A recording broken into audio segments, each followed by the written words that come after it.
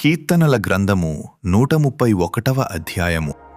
యెహోవా, నా హృదయము అహంకారము గలది కాదు, నా కన్నులు మీదు చూచునవి కావు. నాకు అందని వాటి అందైనను గొప్పవాటి అందైనను నేను అభ్యాసము చేసుకొనుటలేదు. నేను నా ప్రాణమును నిమ్మలపరుచుకొనియున్నాను, సముదాయించుకొనియున్నాను.